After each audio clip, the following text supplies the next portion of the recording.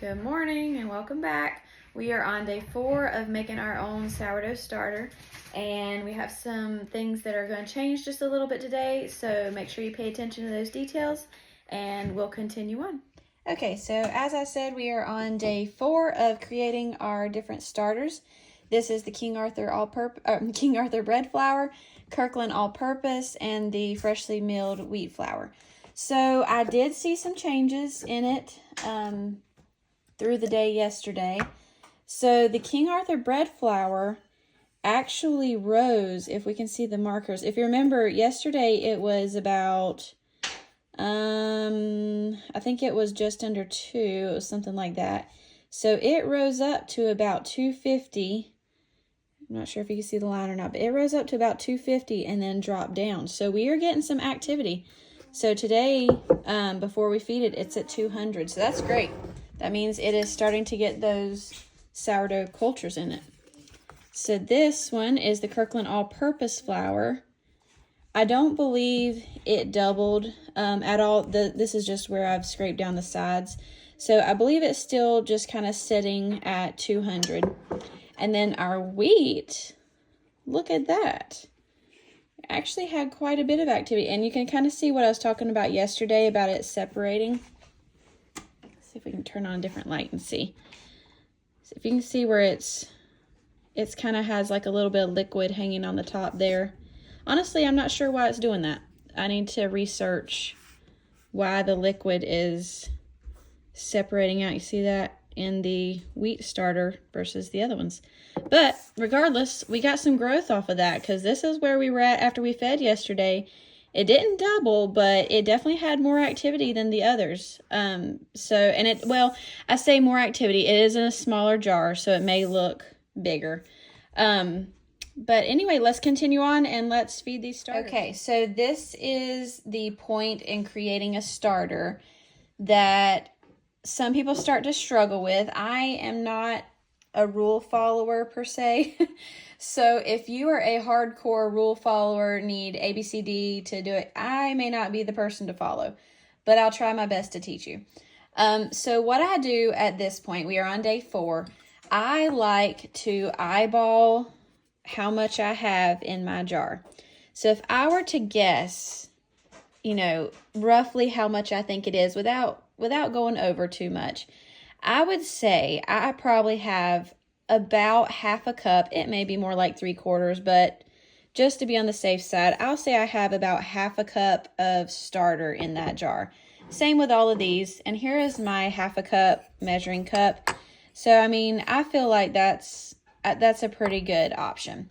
Okay, so at this point, my starter is going to start getting very hungry if I don't feed it enough each time. So I want to make sure that I feed it enough flour. And then I'm going to start to decrease my water a little bit because I like for it to be more of a pancake batter consistency and not too watery. All right, so let's get started with feeding.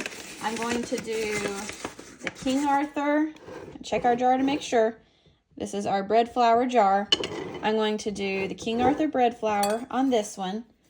So I still have enough room in my jar to feed it and for it to have room to double. But after this time, I'm probably not going to have enough space in my jar for it to double next time. So in the next video, we will start discussing discarding.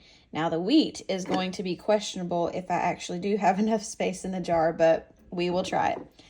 All right, so for the King Arthur bread flour, I'm going to do half a cup and stick that in there. And then we are going to do the Kirkland all-purpose flour. Okay, and next is our freshly milled hard red wheat. Do half a cup of flour into that one. See, we have not much space left in our jar, so really I probably should have discarded on this feed, but we're just going to go with it. Okay, and then like I said, if you are a person that likes exact measurements, you're probably going to get frustrated with me at this point, but I will just take my same half a cup measuring cup and just not fill it all the way, 3/4 of the way, so probably about 1/3 cup, something like that. And that's what I'm going to put into each of these, and I did wash this out before I did this. So that was the bread flour, all-purpose flour,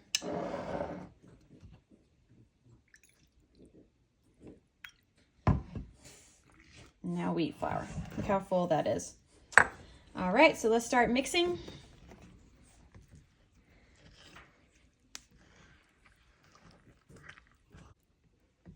Okay, that's well mixed up. And now that we have it mixed, let's use our handy dandy hair tie or rubber band or whatever you've got and stick that around and leave it there. And then we will know throughout the day if it's growing or not, and we can look at our clock and see about how long it's taken for it to rise at all or double or whatever. If this doubles, we're gonna have a mess. So I'm hoping that it doesn't double on this round. I really don't expect it to, but I didn't expect it to grow at all yesterday. So we'll see what that one does. Okay, this is our all-purpose jar. Let's go ahead and mix that in. Also, I want to mention, as you're working with sourdough and rinsing things off in the sink and stuff like that, make sure that if you're gonna do it, at least use hot water.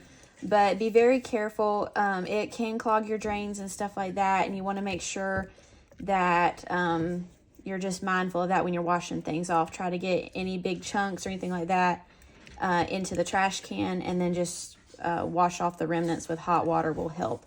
But if you have very particular sinks, you're going to want to probably keep the sourdough out of them. And last but certainly not least, actually my most favorite, is the King Arthur bread flour. We're going to mix that one up, and then once we're done, we're going to stick our bands around it and see how they grow, or if they grow. But by this point, day 4 to 5, you'll probably start seeing some pretty good bubbles, and maybe not quite doubling, but a little bit of growth like we saw overnight with that one. All right, so now we are just going to put these bands on. Came with the jars. Now, as I've mentioned before, I have my link in my description on my YouTube channel if you are interested in these type of jars, or I have something similar on there at least if they're sold out of that. So today is Monday, so I'm going to slide this around to Monday, and it is actually 11 o'clock in the morning, so I'm going to do Monday at 11, and I want the top of the band to be, see, it's about at 300 is what we're at today. So after feeding, you want the band to be, the top of the band to be the top of your sourdough starter.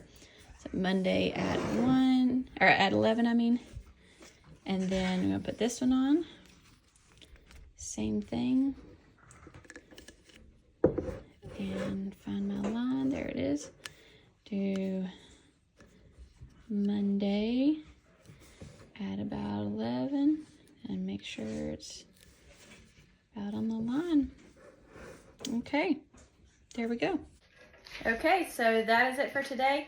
I may do a follow-up video, just a real brief one. If these end up doubling, like I think they might, at least one of them, maybe the bread flour. If they end up doubling, I will show you when they are doubled and are beginning to fall down, just to explain that process too. So, see you next time.